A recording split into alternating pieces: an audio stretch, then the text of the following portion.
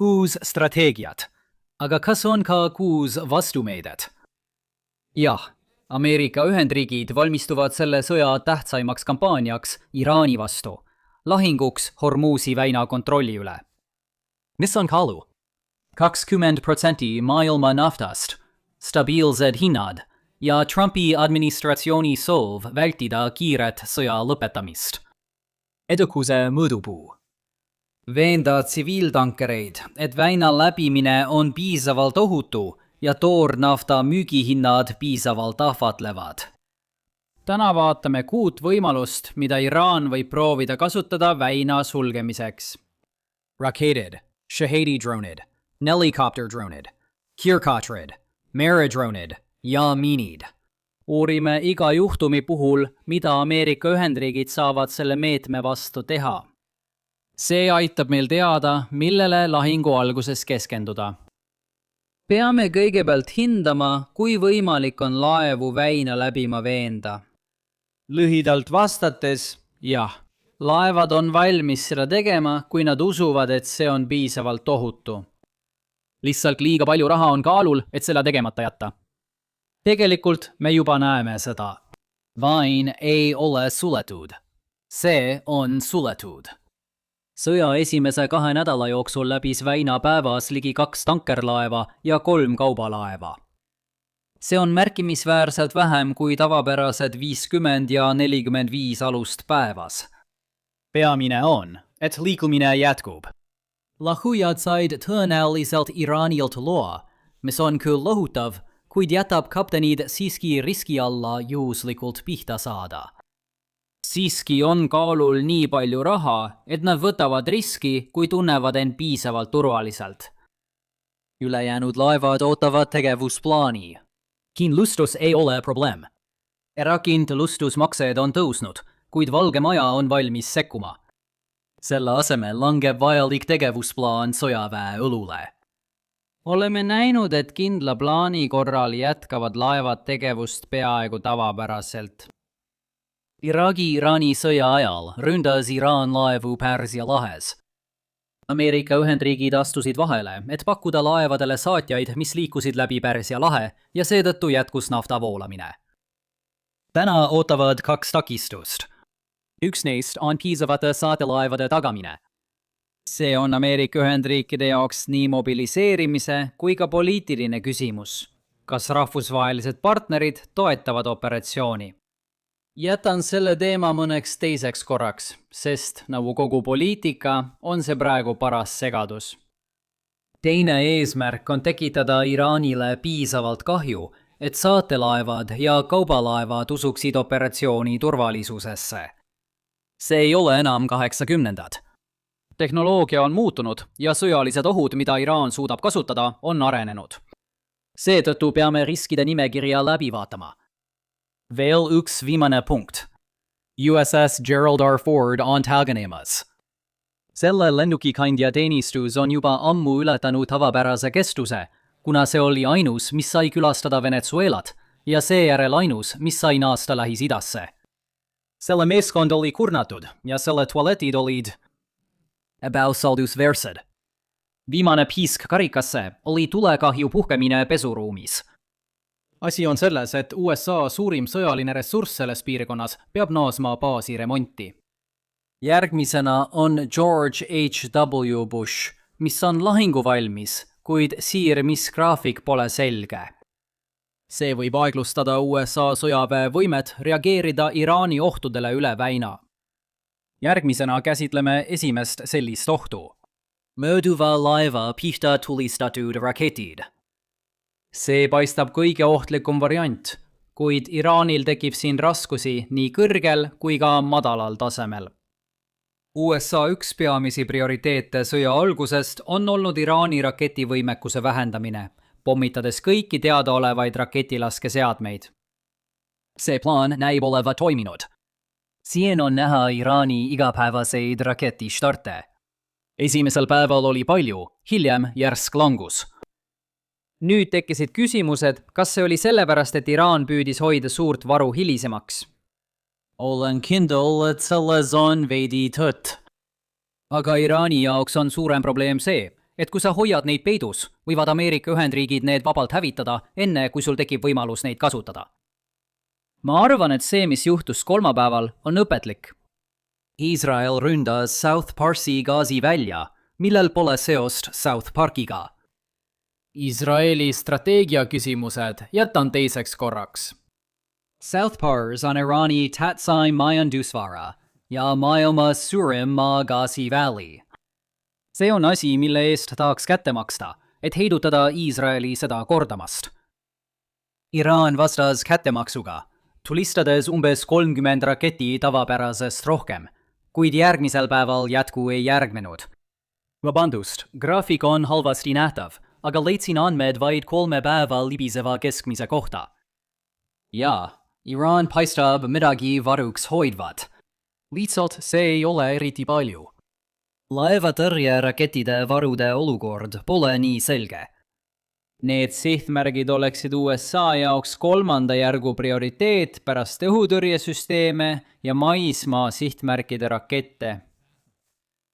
CENTCOM teatas hiljuti rünnakust nende sihtmärkide vastu. Meil pole võimalik stardiandmeid näha, sest Iraan pole seda oma sõjategevuses aktiveerinud. Madalamal tasandil tekitab nende tegelik kasutamine Iraanile kohese probleemi. Rakettide kasutamine käivitab radarid ning kui USA'l on pidevalt patrull-lennukid õhus, võib vastus tulla kiiresti. Iraan võitleb vastu, paigutades raketiheitjad veoautodele ja kasutades HIMARS-i sarnast tulista ja liigu tehnikat. See plaan töötab paremini, kui USA vahendid ei oota, et raketirahet kaela saata. See pole nagu Venemaal, kus ollakse rindejoone taga ja vastuse saamine võtab kaua aega. Üldiselt on raketisuund see, millel tasub silma peal hoida. Iraan võib saavutada lühiajalist edu tulistamisel enne raketiheitjate kaotust. Küsimus on, kas saatelaeva tavalised tõrjepaketid piisavad? Kas Iraani poolel on laskeseadeldisi lõputult? Urida tuleks ka Shahedi drone. Shahedid on Iraani imerelv, seega on mäng USA jaoks ilmselt läbi. Või avaldan oma pahameelt. Mõned Shahedid lendavad 18 kilomeetri kõrgusel, aga tuleme nüüd maa peale tagasi. Mul on tunne, et peame seda vestlust iga 3 kuu tagant pidama, aga siin oleme jälle, lihtsalt teises kontekstis. Sotsiaalmeedias arutletakse, et USA kasutab miljoneid maksvat Patriot raketi 10 000 maksvate Shahedide allatulistamiseks. Paratamatult kaotavad Ameerika Ühendriigid selle lahingu. Kõik selles väites on vale. Kõik. Gereldes on vale, sest Ameerika Ühendriigid on rikas riik ja Iraan ei ole. Isegi kui lubaksid Iraanil tohutu kulude erinevusega pääseda, elaksid sa selle ikkagi üle, kuigi see oleks väga rumal tegu. Argumendi järeldus on vale ja võimatu.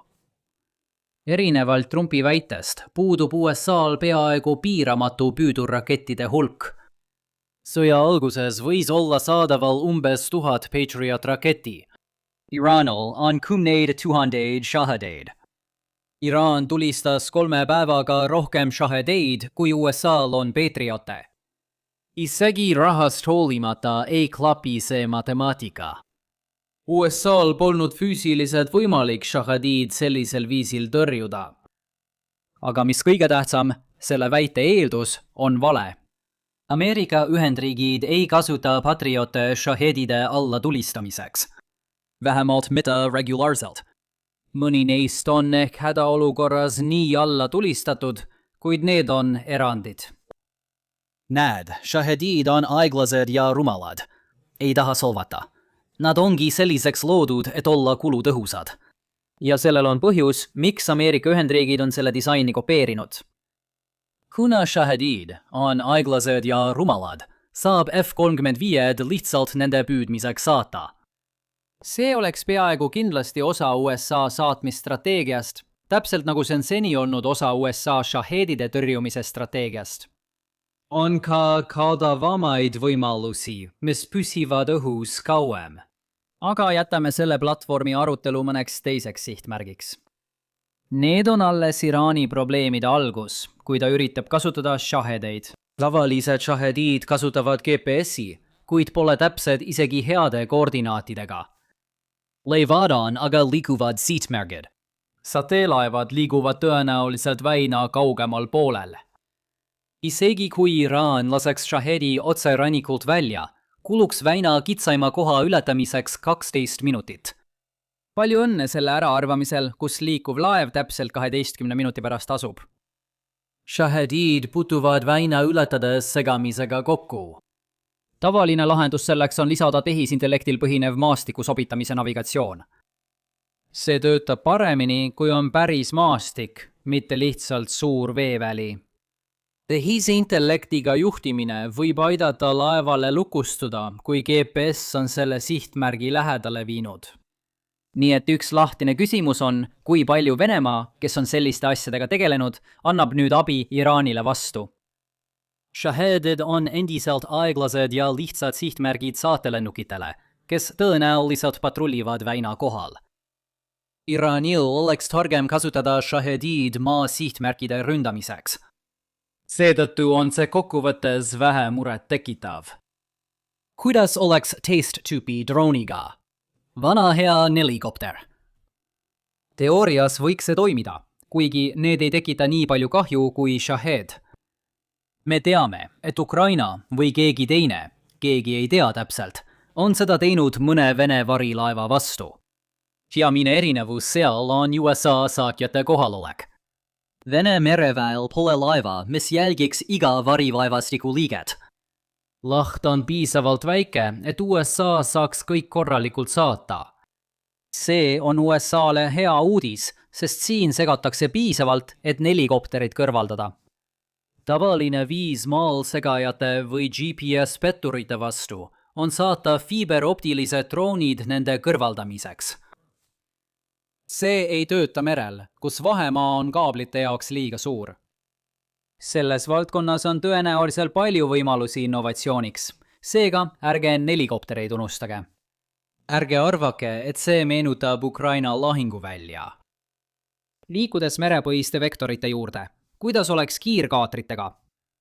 On levinud arvamus, et see on põhimõtteline nõrkus nii tankeritele kui ka USA mereväele. Tõendeks on USS Coley juhtum. Üks ainus kiirkaater tegi suure augu Coley küljele, tappes 17 inimest. Seetõttu oleks Hormuzi väinas vaba jaht. Aga ärme tee ühe veerand sajandi taguse üksiku juhtumi põhjal järeldusi sõjalise strateegia kohta. See laev sai pihta, sest USA mereväe Ranger lahingureeglid lubasid kiirkaatril peaaegu laeva kõrvale jõuda. Juhtumile reageerides uuendas USA merevägi oma lahingureegleid. Ja kindlasti käsitletakse lahingutsoonis iga kiirkaatrit, mis on konvoi lähedal, vaenlase võitlejana. Nende parved liiguvad kiiresti, kuid ei pääse relvade eest.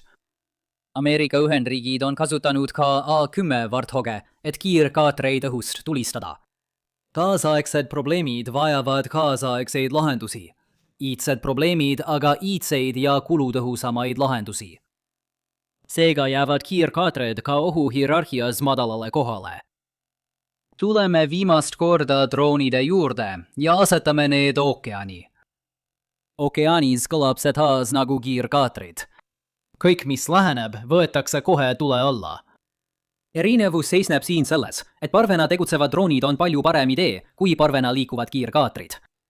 Viimane tähendaks palju surnud, hukkunud võitlejaid. Esimene võib põhjustada palju raisatud varustust, kuid üks neist võib siiski läbi murda ja suurt kahju teha.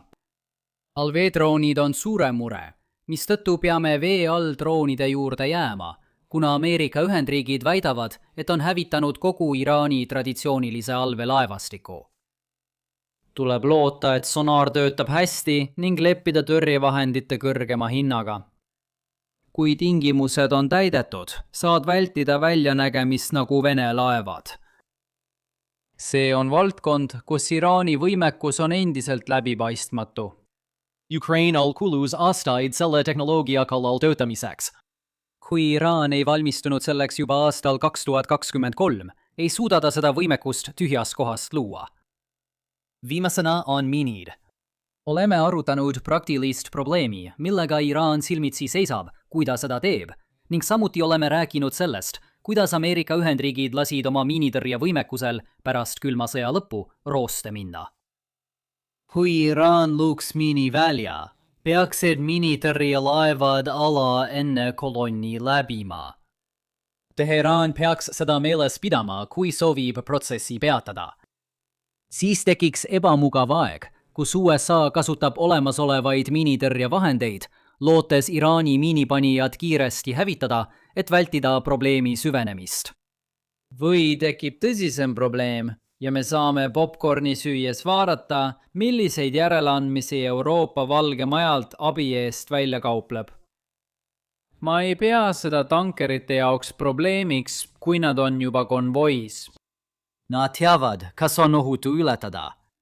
See pole hasartmäng nagu väina ületamine teise 5 probleemi korral. Aga see võib selle protsessi määramatuks ajaks edasi lükata. Te ei pea mu järgmist videot kaua ootama. Tegin hiljuti küsimuste-vastuste video kanalil Lines on Maps Extra. Vaadake seda siit. Kui teile video meeldis, likige, jagage ja tellige kanal. Kohtume jälle järgmisel korral. Olga Tubled.